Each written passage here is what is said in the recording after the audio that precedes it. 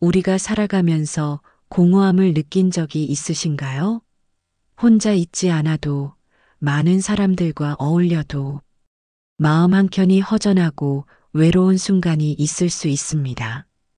혹은 인생의 방향을 잃고 방황하거나 지금 내가 하는 일이 과연 의미가 있는지 혼란스러울 때도 있습니다. 이런 감정은 결코 이상한 일이 아니며 누구에게나 찾아올 수 있는 자연스러운 경험입니다. 중요한 것은 공허함을 단순히 감정으로 넘기지 않고 그 원인을 이해하고 대응하는 것입니다. 이번 편에서는 우리가 공허함을 느끼는 4가지 주요 원인과 이를 극복할 수 있는 방법을 살펴보겠습니다. 첫째, 삶의 의미가 없다고 느낄 때입니다. 빅터 프랭클은 그의 저서 죽음의 수용소에서에서 인간은 삶의 의미를 발견할 때만 진정으로 살아갈 수 있다고 말했습니다. 그는 극한 상황 속에서도 삶의 의미를 발견한 사람들만이 절망을 이겨내고 살아남을 수 있었다고 이야기합니다. 이처럼 공허함의 가장 근본적인 원인 중 하나는 삶 자체의 의미를 찾지 못했을 때 나타납니다. 우리는 종종 물질적 성공, 사회적 인정, 혹은 타인의 사랑과 관심을 통해 자신을 정의하려고 합니다. 그러나 아무리 돈을 벌고 많은 사람에게 사랑받으며 성공을 거두어도 삶의 의미를 느끼지 못하면 마음 한켠이 공허해집니다. 자신이 무엇을 위해 살아가는지, 어떤 가치와 목표를 추구하며 살아가는지에 대한 고민이 부족할 때 우리는 하루하루를 무의미하게 소비하게 됩니다. 일에만 몰두하거나 타인을 위해서만 시간을 쓰고 있다면 자신에게 집중할 시간과 내면을 돌아볼 여유가 부족해집니다. 따라서 공허함을 느낄 때는 먼저 자신에게 솔직해지고 나는 왜 살아가는가? 라는 질문을 던지며 삶의 목적과 의미를 찾아보는 것이 필요합니다. 혼자만의 시간을 통해 내면을 성찰하고 자신의 가치와 신념을 점검함으로써 삶에 대한 방향성을 조금씩 세워나갈 수 있습니다. 둘째, 의미 있는 관계가 부족할 때입니다.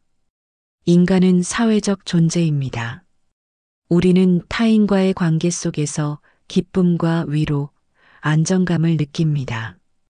그러나 단순히 많은 사람과 어울린다고 해서 공허함이 사라지지는 않습니다.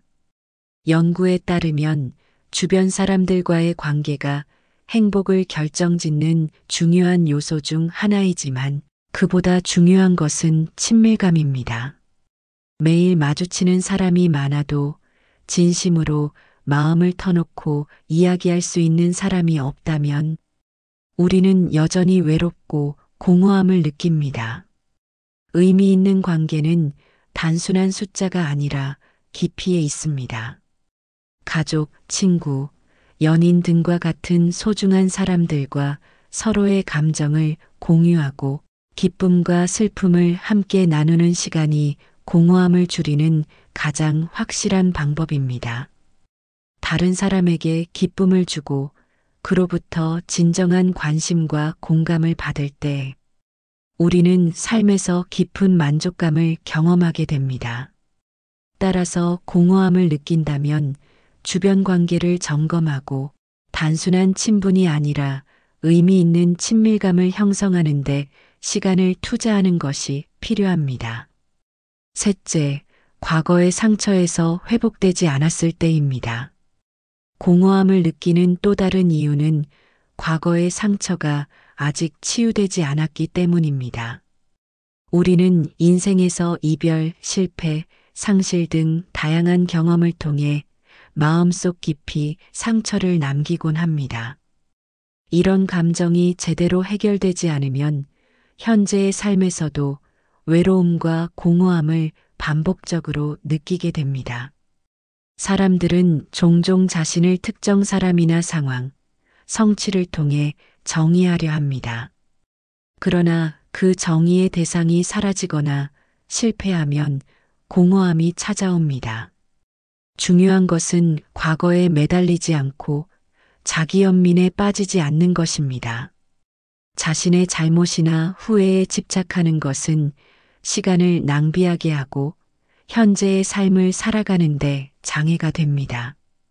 공허함을 극복하려면 과거의 상처를 인정하고 자신을 용서하며 현재의 삶에 집중하는 법을 배워야 합니다. 이를 통해 우리는 마음의 회복력을 키우고 더 건강하게 삶을 살아갈 수 있습니다. 넷째, 삶을 살면서 인생무상의 감정을 느낄 때입니다. 마지막으로 공허함은 인생무상의 감정과도 깊이 관련이 있습니다. 인간은 누구나 언젠가 자신의 목표와 꿈, 인간관계가 허망하게 느껴지는 순간을 경험합니다. 사랑하는 사람과의 관계가 무너지고 이루고자 했던 꿈이 이루어지지 않으며 삶의 모든 것이 덧없게 느껴질 때 우리는 깊은 공허함을 느낍니다. 이런 감정은 인간 존재 자체가 유한하고 세상의 모든 것이 변한다는 사실과 직면하면서 생겨납니다. 이때 필요한 것은 일시적인 위로가 아니라 내면의 중심을 잡는 것입니다.